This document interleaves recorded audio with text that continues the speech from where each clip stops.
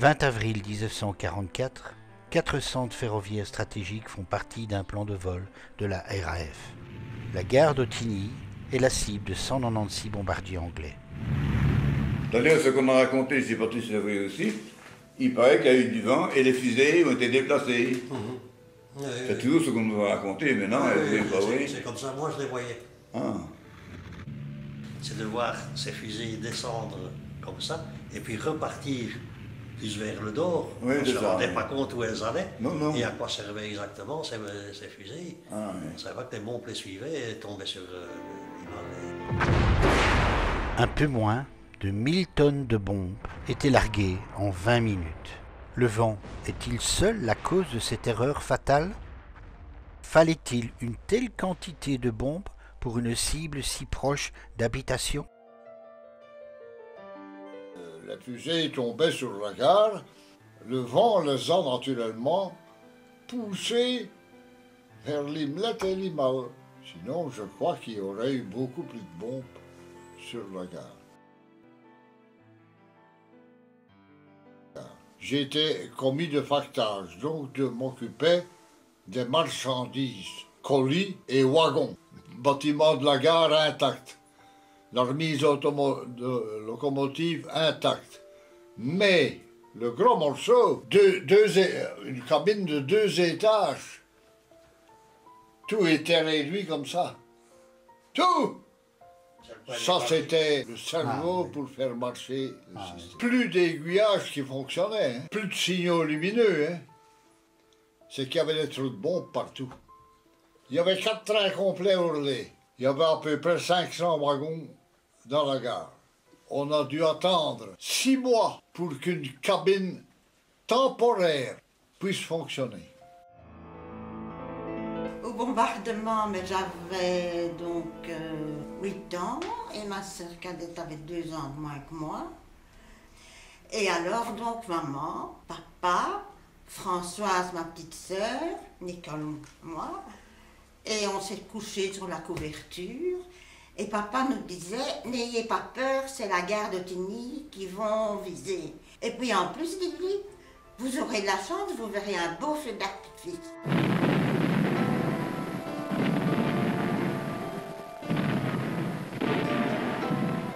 On est enterrés par la bombe qui est tombée dans le jardin.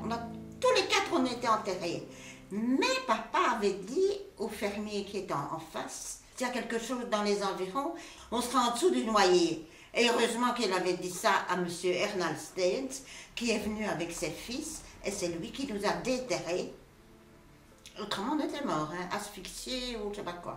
On arrive devant sa maison, qui était juste en face de l'école de l'Imlet, et dit ah, plus de maison. Tout était par terre.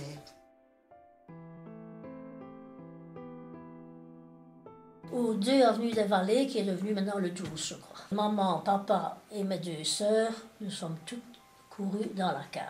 Nous n'avons pas eu le temps de nous installer ni rien du tout. La bombe était là. L'hameçon est tombé sur la maison. Plus rien, un tas de briques.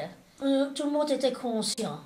Maman a dit directement de ma sœur qui est décédée, Suzanne ne répond plus, Suzanne ne répond. Ma sœur, qui vit encore, donc, c'était un escalier de la cave à claire-voie. Sa tête était passée entre une marche, elle ne savait plus la retirer. Et alors, moi, j'étais valide et papa aussi. J'étais la plus jeune, tandis que ma sœur avait déjà... Ma sœur qui est morte, elle a avoir 18 ans et l'autre avait 19 ans. Papa a voulu aller délivrer maman, mais à ce moment-là, papa est tombé mort. Et il y avait vraiment le chapelet de bombes. Oh, ça, je ne l'oublierai jamais, je crois. La nuit du 20 au 21, on s'en souvient toujours. On s'est mis dans le fossé, parce que c'est le parking de Ti.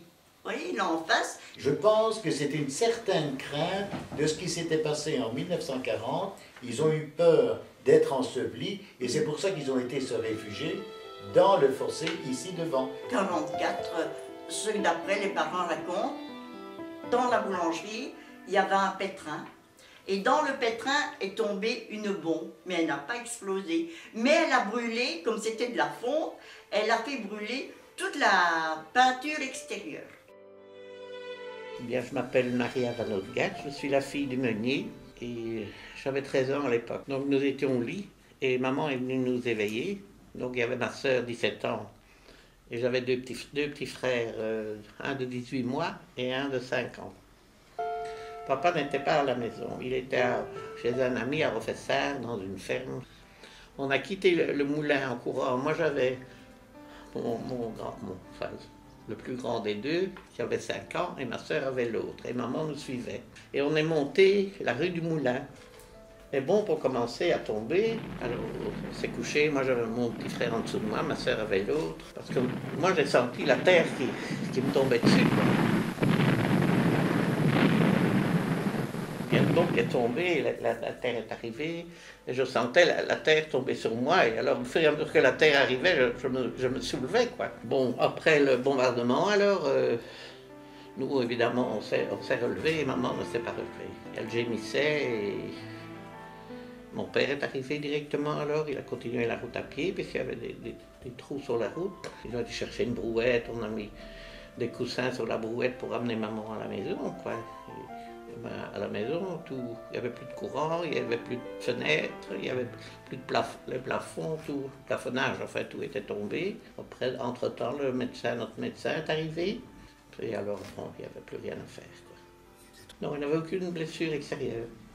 Il y a tellement de morts, donc il les charge d'abord sur un camion. Je n'ai pas vu les gens dedans, mais le camion est passé dans la cour de la ferme avec les victimes qu'ils avaient ramassées. Alors ils les ont déposés à Limal. Dans la maison communale, ils avaient mis de la paille, ça haut, comme ça.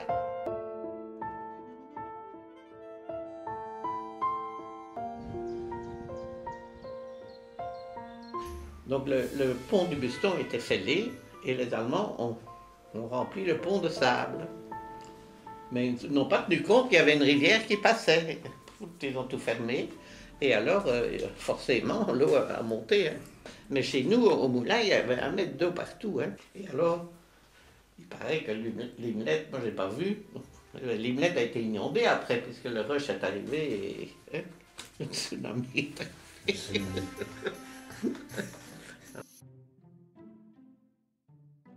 J'étais âgé de 12 ou 13 ans. Alors, on nous avait dit à la radio anglaise, à la BBC, qu'il fallait s'éloigner de 500 mètres de la gare, des zones dangereuses. Ça fait quand il y avait le mauvais chien a tiré 3 coups de canon, on devait partir et on allait à 500 mètres, il n'y a pas de maison, ici il n'y avait rien, 500 mètres dans un petit chemin encaissé, dans le vieux chemin régional. On ne fait rien, on était saisis quand c'était le bombardement. Oh là, c'est pas à 500 mètres qu'il fallait partir, c'est bien à 5 km. Complètement détruit. Si nous étions restés ici, on était morts évidemment. 41 victimes étaient dénombrées à Limlet. Telle la ferme au Brou, beaucoup d'immeubles sont complètement détruits et disparaîtront à jamais avec leurs occupants, ainsi que le château Becquet, occupé par la famille du colonel Coupé et ses concierges.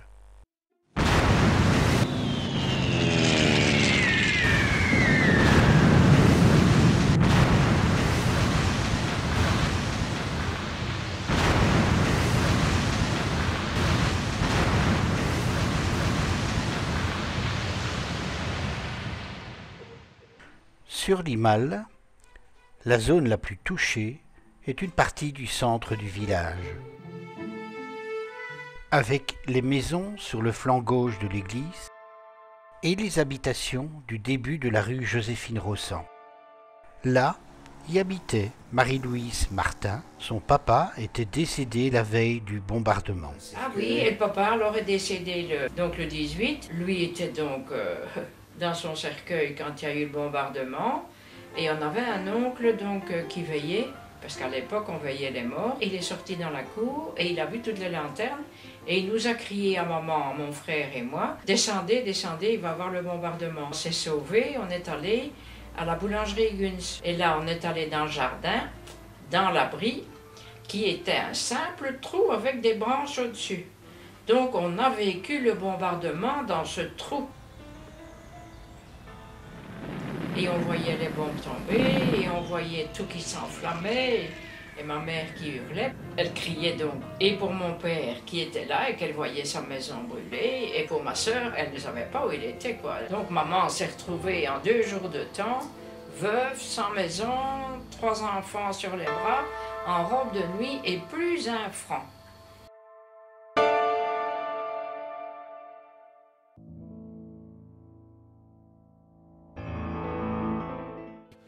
Au moment du déblayement, elle est allée gratter dans les briques, qui étaient encore chaudes pour retrouver son mari. Donc tout notre côté était détruit. Il y avait la veuve d'Aussor qui était chez elle. Avec une bombe, elle a été enterrée dans sa cave. Et avec une autre bombe, elle a été projetée sur le toit plus loin. Et elle n'était pas blessée, elle n'avait rien. C'est les pompiers qui ont dû venir la chercher. Et alors, de l'autre côté, là, c'était toute la rangée, donc, qui était... Et là, il y avait des décédés. Il y avait les fils errants, enfin, le fils errant et son grand-père. Il y avait le docteur Wilmès, son épouse, et leur servante. Les 2 enfants ont été sauvés. Et la première visite que j'ai faite, c'était le docteur Wilmès. Il y avait les 2 enfants en dessous de la table et Wilmès était couché comme ça à plat, tué sur la table. Et les enfants en dessous n'avaient rien. Et chaque fois, moi qui vais dans le nouveau cimetière, je passe à côté d'elle et j'arrête.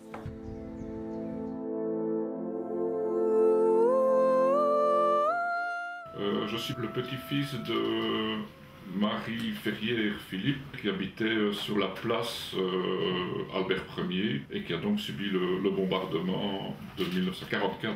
La maison a surtout souffert du souffle des bombes qui sont tombées sur l'église et sur les autres maisons. Dans la maison de ma grand-mère, il est tombé une bombe qui miraculeusement n'a pas explosé. Elle a fini sa course dans un sac de farine.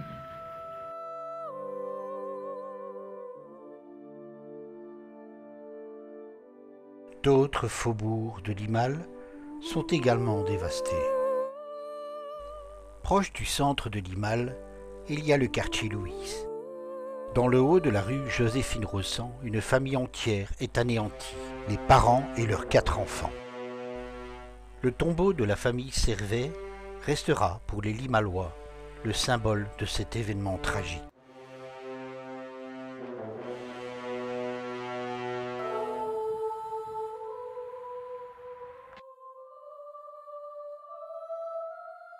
Je m'appelle Libert Benjamin.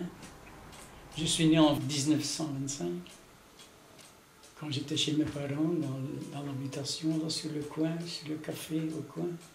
Descendu d'Ardère à la cave, toute la famille. Mon père, ma mère, ma soeur, mon frère, tout ça. Tout un bruit énorme par le soupirail de la cave.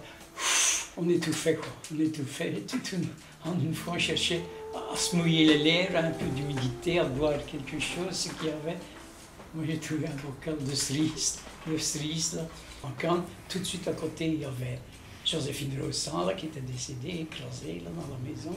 Nous, personnellement, à la maison, rien du tout. Elle a été touchée, mais par une bombe incendiaire qui a explosé le lendemain dans la salle de danse. Et en une fois, je vais chercher mon vélo qui était dans la salle de danse. Je rentre dans le café et je le mets contre le comptoir.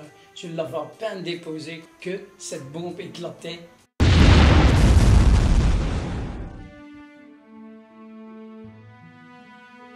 Et comme il devait, ça c'est le lendemain déjà. Tout était poussiéreux, hein, c'était plus de la poussière. Il dégageait comme ça la poussière. Et Camille était là avec son épouse dans les bras. Et ils sont parvenus à dégager Camille, mais réellement par la tête pour commencer. Au milieu de ce carnage, certains quartiers étaient épargnés. La gare de Limal, l'extrémité nord de la place Albert Ier. Et comment en est sorti le château de Limal? Je ne me souviens pas qu'on ait dit il est tombé des bombes, même dans le grand. Enfin, ils ont un grand parc là devant qui donne sur la place. Il n'y avait rien, il n'y avait rien. Alors là, le grillage et tout ça était resté comme si rien n'était. C'était souvent le jeudi dans le temps qu'on se voyait, et le samedi. Et je vivais dans la rue Anacolo. Il était à peu près 10h30 du soir. Jean, lui, c'était Jean qui s'appelait, et il retournait, il était retourné vers 10h15. On a entendu des avions, un avion ou 2 avions qui ont lancé des fusées éclairantes. Et on s'est caché dans un trou. Et tout de suite après, les avions sont arrivés. On a entendu... Et ça a bardé, ça n'a pas traîné. Les bombes ont explosé. Il en est tombé 7 dans la prairie. Ça faisait un bruit infernal. La première, à peu près une vingtaine de mètres. Et on sentait un petit peu l'air qui se raréfiait là. Moi, à ce moment-là, j'ai commencé à avoir peur. Je claquais dedans. Et ça s'est calmé tout de suite. Et pendant ce temps-là, Jean était à peine rentré chez lui. Il est revenu tout de suite. Là, à la grosse maison, la grosse villa, qui est toujours là maintenant, ce sont les Goffour qui ont habité là. Eh bien, il y a eu un jeune homme de 13-14 ans, qui a été tué. C'était le jeudi, mais le samedi, samedi, il y a eu foule à Liman. Des gens qui sont venus pour voir ce qui s'était passé. Moi, je me rappelle, c'était comme si c'était le marché. Du côté gauche, quand tu vas à la maison de mes parents, il y a le sentier qui va en cul-de-sac aux maisons du fond. Et là, toutes ces maisons ont été faites en bois, sauf la cave à charbon. Et là, Joseph, qui s'appelait, il a descendu pour aller dans la cave à charbon, et sa femme et sa fille suivaient, l'escalier tombé, ils ont été tués tous les deux. Il faisait un calme olympien. Tu n'entendais rien du tout. Quand on est sorti, on a vu qu'il n'avait plus de porte. On l'a vu, et puis il était descendu dans un trou de bombe. Moi, je l'ai pris par son oreille, je l'ai remonté. Mon père aussi, on l'a mis dans son trou, on a mis la porte. Le fameux cochon, là. Il avait dans les 80 kilos. Et moi, je vais te dire une chose, hein. J'ai pas eu peur quand on a eu le bombardement, mais le lendemain, quand on a entendu les avions passer, je claquais des dents et je suis encouru dans un pré là me coucher. On avait peur tout le monde, hein? Ça, quand on a entendu les premières bombes tomber, qu'on est descendu tout le monde dans la cave. Alors on était assis, hein, mes parents et mes frères et sœurs. Hein. Que des bombes tout autour, dans le bois, le fond de la rue Géry-Évrard. Je m'appelle André Jean, donc, né en 1922. À l'époque du bombardement, j'avais donc 22 ans. J'ai été en visite avec mes parents chez un ami, M. Sablon, le jour du bombardement. J'ai entendu une explosion et nous nous sommes mis à l'abri. Nous étions à peine couchés en dessous du palier que les premières bombes tombaient. Donc à 11h, le 20 avril. Et le bombardement était à peine terminé, nous sommes relevés. Et du côté de l'Ouvrange, il y avait donc comme un incendie. 2 jours après, on a su que c'était un avion qui était tombé, donc au Chauher. Mon papa, donc 2 jours après, comme il était garde forestier, est passé donc au Chauher et a vu donc le désastre, donc le débris d'appareils et encore des morceaux de chair humaine carbonisée. Un seul avion abattu sur les 196. Les 7 membres d'équipage sont enterrés au cimetière d'Everley. Ce soir-là, Jerry Crewis ne pensait pas que ce serait sa dernière mission.